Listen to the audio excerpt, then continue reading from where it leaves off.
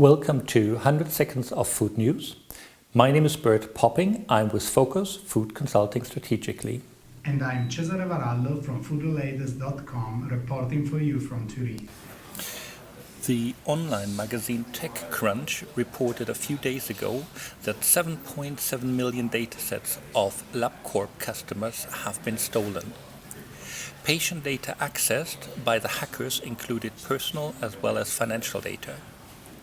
In the same attack, Quest Diagnostics said that 11.9 million of their patient data have been affected in the same attack. Last week, Eurofins also reported that several of their servers had been under attack.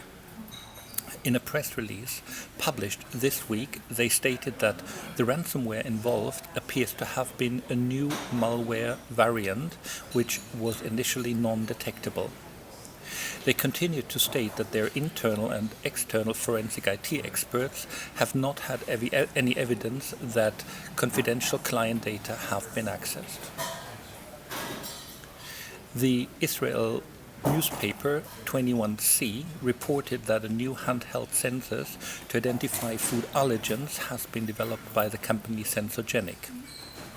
The sensor is cellulose-based and can detect multiple allergens, including milk, egg, peanuts, tree nuts, soy, fish, and shellfish.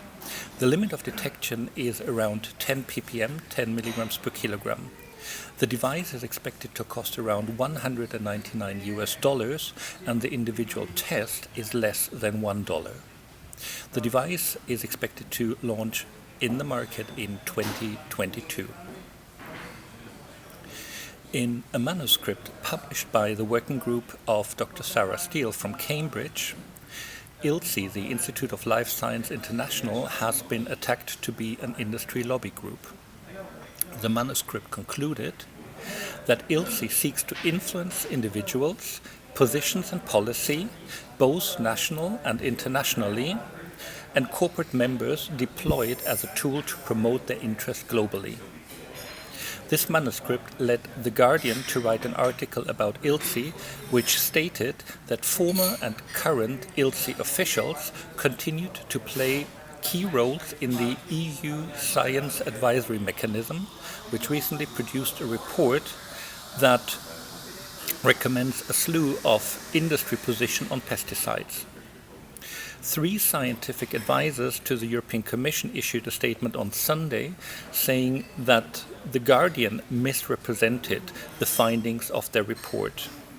ILSI also rebuked Dr. Sarah Steele's findings, stating that her characterization of ILSI is incorrect. The full statement can be read on ILSI's website. Today I will speak you indeed about nutrition labeling, challenges and opportunities. And the challenges mainly comes from the lack of harmonization on this one single element, but a main element on our food labels. Okay, you heard a lot this morning about how it's important for the Asian area to smooth the trade, to build this Asian corridor, to increase the trade in food. We do not have to forget that the regulatory part is very important when it comes to trade because it might have a huge impact on trade. Let's skip to another example, North America, where we have 2 big blocks, US and Canada, that goes with similar rules but different rules. And both countries are in the middle of a huge transition in labeling rules. You see that in US, the system is moving from the panel to the left to the panel on the right. I would like to stress you the main differences compared to Europe, because that's very important to understand also why in Asia you do not have harmonization. The US panel is based on the serving size, on the portion, not on 100 grams. So you immediately understand how the same product is labeled differently in one system and in another one, how the values declared will change. Then look at the mandatory nutrients. You have trans fat, you have cholesterol, you have dietary fiber that are mandatory, not in Europe. You have the added sugars, you have a lot of micronutrients, so vitamin D, calcium, iron, and potassium.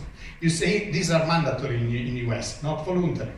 You see how many differences, and that's just the surface. If you look beyond and you go to see how the daily value, you see the name is changed, no more reference intake, daily values are calculated, the system is different, the base for the calculation is different, so the percentage that you get on the label for the same amount of nutrient is different. Tolerances and rounding rules are not consistent.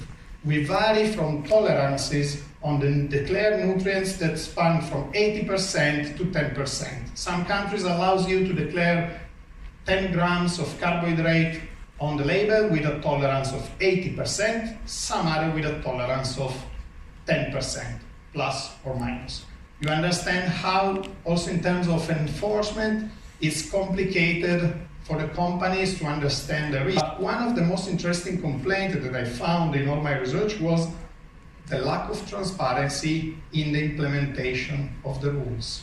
Okay?